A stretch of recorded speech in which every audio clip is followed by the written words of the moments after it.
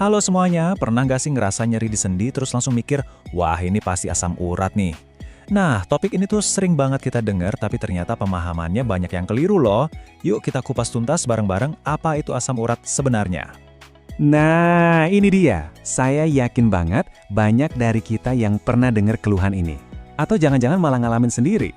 Begitu ada rasa nyeri nyut-nyutan di lutut atau jari, pikiran kita tuh langsung tertuju ke satu tersangka utama, asam urat. Tapi pertanyaannya, bener nggak sih kayak gitu? Apakah semua nyeri sendi itu udah pasti gara-gara asam urat? Jawabannya, mungkin nggak seperti yang Anda bayangin. Oke, sekarang waktunya kita bongkar mitos ini dan cari tahu apa yang sebenarnya terjadi di dalam tubuh kita. Oke, kita mulai dari bagian pertama. Kenalan dulu sama si asam urat ini. Biar paham, kita harus tahu dulu dong asal-usulnya.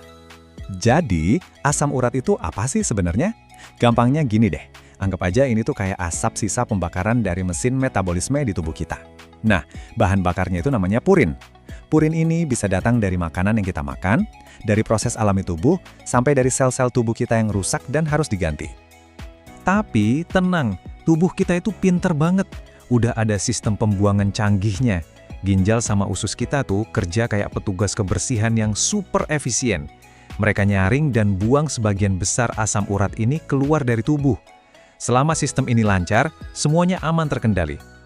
Nah, pertanyaan bagus. Kalau tubuh kita bisa ngatasin, kok bisa ya asam urat ini bikin rasa sakit yang luar biasa? Masalahnya muncul ketika keseimbangan antara produksi dan pembuangan ini mulai terganggu. Kita masuk ke bagian kedua, kita cari tahu yuk 3 biang keladi utama yang bikin kadar asam urat jadi naik. Penyebabnya itu kalau kita lihat ada 3 skenario utama. Pertama, pabrik di dalam tubuh kita produksinya kebanyakan. Kedua, petugas kebersihan alias ginjal kita kerjanya lagi nggak efisien, jadi pembuangannya menurun. Atau yang ketiga, asupan dari luar, yaitu dari makanan kayak purin terlalu banyak. Seringnya sih ini kombinasi dari ketiganya. Oke, kita fokus ke penyebab nomor 3 ya, asupan dari luar. Makanan kayak jeroan, daging merah, sama beberapa jenis seafood itu ibarat pabrik purin super. Alkohol juga perannya double loh. Dia nggak cuma tinggi purin, tapi juga bisa ganggu kerja ginjal.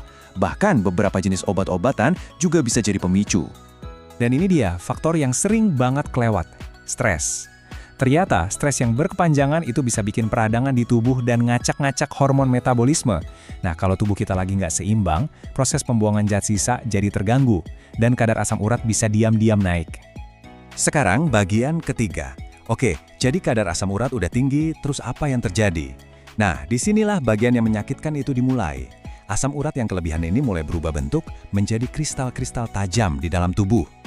Kristal-kristal tajam ini punya 2 tempat nongkrong favorit. Kalau mereka ngumpulnya di ginjal, jadilah batu ginjal yang sakitnya bukan main. Tapi, kalau mereka milih bersarang di persendian, nah inilah yang kita kenal sebagai serangan gout arthritis atau radang sendi akibat asam urat.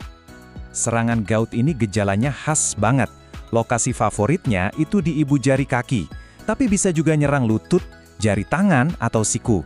Gejalanya itu brutal, sendinya bengkak, merah, panas, dan rasa nyerinya luar biasa hebat. Sampai-sampai, kena selimut aja rasanya bisa bikin teriak. Kita masuk bagian keempat.